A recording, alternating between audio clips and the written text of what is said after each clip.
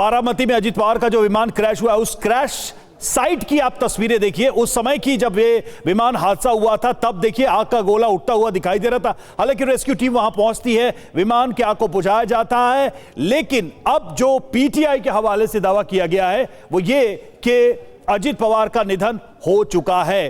तो एनसीपी के अध्यक्ष थे और देखिए अगर देखा जाए मौजूदा सरकार में उनकी बड़ी भूमिका थी और अभी तो आने वाले समय में उनका राजनीतिक अगर देखा जाए इंडिपेंडेंट सफर शुरू हुआ था, लेकिन एक दुखद खबर आ रही है और दुखद खबर यही है जो हमने आपको बताया, पीटीआई के सोर्सेज बता रहे हैं कि अजीत पवार का निधन हो चुका है। शरद पवार के भतीजे, महाराष्ट्र की राजनीति का जाना माना चेहरा, महाराष्ट्र के डिप्टी सीएम अजीत पवार जो इस विमान हादसे में नहीं रहे। पीटीआई के हवाले से यह जानकारी कि अजीत पवार का निधन हो चुका है। बिल्कुल, फिलहाल यही दुखद खबर सामने आ रही है, यह जानकारी मिल रही है क्योंकि बारामती में एक चुनावी जनसभा को संबोधित करना था अजीत पवार को, महाराष्ट्र के डिप्टी सीएम को, और वो इस सभा में शिरकत करने के लिए निकले थे। बारामती में ही सह्याद्री की पहाड़ियों के बीच उनका यह प्लेन क्रैश हुआ है और जानकारी ये मिल रही है कि सुबह 8:45 के करीब ये हादसा हुआ है और इस हादसे ने अजीत पवार की भी जान ले ली है। ये जानकारी पीटीआई के हवाले से सामने आ रही है, उनके निधन की खबर सामने आ रही है। कुल 6 लोग इस विमान में सवार थे, ये शुरुआती तौर पर पता चला है और किसी के भी बचने की संभावना नहीं है। ताजा जानकारी है कि 5 लोग इस प्लेन में सवार थे। बारामती में अजीत पवार का विमान क्रैश हुआ है। घटना स्थल की तस्वीरें लगातार टीवी9 भारतवर्ष आपको दिखा रहा है। अजीत पवार के परिवार वाले बारामती के लिए निकल चुके हैं, यह ताजा जानकारी सामने आई है।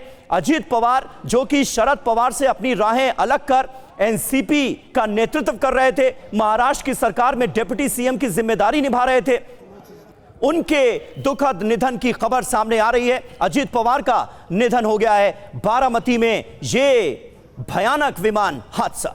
और समीर, इस बीच देखिए एक और खबर, विमान हादसे से जुड़ी जो खबर है वो हम आपको लगातार दे रहे हैं। ये एक और खबर, सुबह 8:45 पर ये हादसा हुआ। हादसे का समय जो है 8:45 बताया जा रहा है। विमान में कुल 5 लोग सवार थे। इस विमान में अजीत पवार के साथ कुल 5 लोग सवार थे और उनके बारे में भी जो जानकारी हम थोड़ी देर पहले आपको दे रहे थे, 2 सहयोगी भी सवार थे अजीत पवार के। थी और काफ़ी प्रॉमिसिंग लीडरशिप थी, उनका इस तरीके से जाना बहुत ही दर्दनाक है। तो शिवसेना यूबीटी की सांसद प्रियंका चतुर्वेदी को आप सुन रहे थे, उन्होंने अजीत पवार के निधन पर शोक व्यक्त किया है और वाकई इस हादसे ने हर किसी को शॉक कर दिया है, चौंका कर रख दिया है, क्योंकि बारामती में एक चुनावी सभा में शिरकत करनी थी अजीत पवार को और सुबह 8:45 पर उनका विमान क्रैश हो गया। अजीत पवार समेत इस प्लेन में कुल 5 लोग सवार थे और किसी के भी बचने की उम्मीद नहीं रह गई है। सारी जो उम्मीदें थी, क्योंकि ये हादसा जिस अंदाज में हुआ और जो चश्मदीद मौजूद वहां पर कह रहे थे, उससे लग तो रहा था कि यह हादसा बहुत भीषण है, लेकिन हर कोई ये उम्मीद कर रहा था, ये दुआ कर रहा था कि शायद विमान में सवार लोगों की जान बच जाए, लेकिन शायद प्रकृति को यह मंजूर नहीं था और अजीत पवार समेत 5 लोग जो इस प्लेन में सवार थे वो अब नहीं रहे हैं। यह जानकारी सामने आ रही है। महाराष्ट्र के डिप्टी सीएम अजीत पवार का भी इस विमान हादसे में निधन हो गया है और वाकई रवि जो तस्वीरें सामने आई हैं उसमें आप देखिए धुएं का गुबार, मतलब विमान के टुकड़े भी नजर नहीं आ रहे हैं, हर तरफ आग ही आग नजर आ रही है और धुएं का गुबार नजर आ रहा है।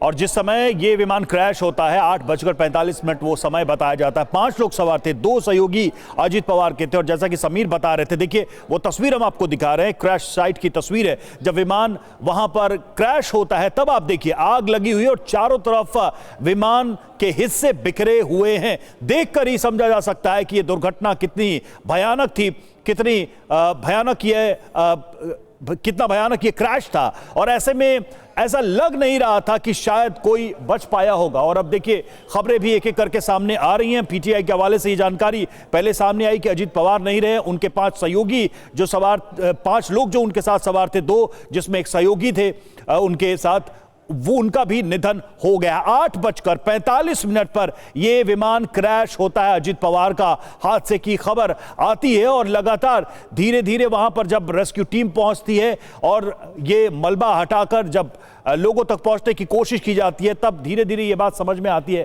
कि यह हादसा वाकई में जानलेवा साबित हुआ है अजित पवार के लिए, उनके साथ जो लोग विमान में सफर कर रहे थे उनके लिए। बिल्कुल, एक महाराष्ट्र के एक दिग्गज यंग लीडर का इस तरह से जाना हर किसी को शॉक कर गया है।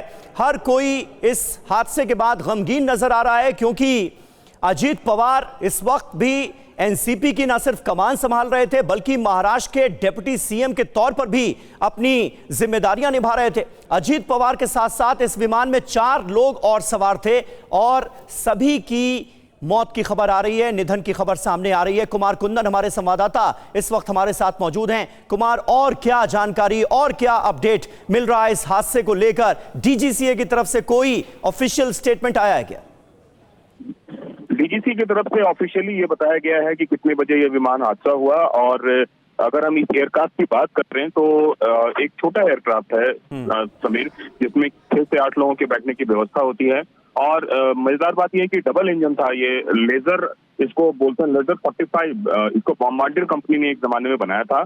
और जो पहली जानकारी निकलकर सामने आ रही है कि लैंडिंग से पहले ऊपर में ही क्रैश हुआ है, तो ये एक बड़ी विचित्र बात हो रही है, क्योंकि इसका मतलब है कि क्या किसी तरह का विस्फोट हुआ, क्या हुआ, हालांकि ये सब कुछ जांच का विषय है। लेकिन जिस तरह की जो जानकारी आ रही है उसको देखकर ऐसा लग रहा है कि तो कुमार कुंदन हमारे संवाददाता ये जानकारी दे रहे हैं, और अलग अलग पार्टियों से जुड़े राजनेताओं के भी रिएक्शंस, उनकी प्रतिक्रियाएं सामने आने लगी हैं, वो भी हम आप तक पहुंचाएंगे। और जिससे भी हमारे संवाददाता, हमारे रिपोर्टर्स इस वक्त बात कर रहे हैं, जिन भी नेताओं से बातचीत की जा रही है अक्रॉस ऑल द पार्टीज, वो शॉक नजर आ रहे हैं इस खबर को सुनकर और दुख का इजहार करते हुए नजर आ रहे हैं। कुमार, आपकी बात बीच में कट गई, जरा इसे कंप्लीट कीजिए। और क्या आप ये कह रहे हैं कि डीजीसीए की तरफ से लगभग ये अर्थमंत्री थे और उनके साथ में जो कुछ क्षण मिले, जो क्यों कभी बात हुई, इतना पारदर्शी नेता नहीं देखा।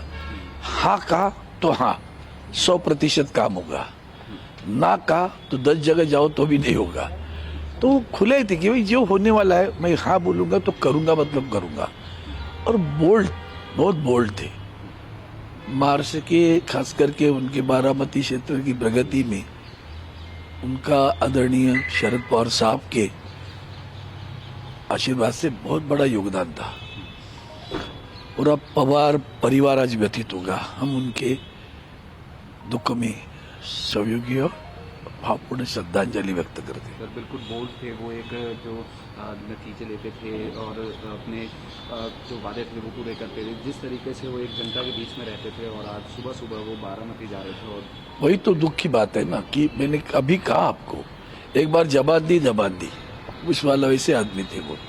मुझे याद आता है मैंने गाँव में जब आदरणीय उद्धव जी साहब के हाथ से शुभास थे एक छोटा सा डैम रिजर्वायर बनाने की प्रयास किया, तो उसको मान्यता मिली, पैसे की उपलब्धि चाहिए थी, तो हफ्ते में देने की आदत होती ना सरकार की। मैंने उनसे कहा फिर काम नहीं होगा, ये और लटकेगा, ज़्यादा नहीं है, 30, 35, 40 लाख तक है, पूरी अमाउंट दे दो ताकि लोगों को जो किसान अपनी ज़मीन देता है उसको वक्त पे पैसे मिलेगा। मुझे हाँ कह दिया और पैसा दे दिया। आज बहुत दुखी हूँ मैं, बहुत दुखी हूँ। मुझे हम कभी ऐसी राजनीति नहीं खेलते। ये जो दुश्मनी वाली राजनीति देश में पैदा हुई है ना, वो नहीं है हमारे पास। और परिवार पे भी बहुत महासंकट है भी है, पार्टी पे भी है।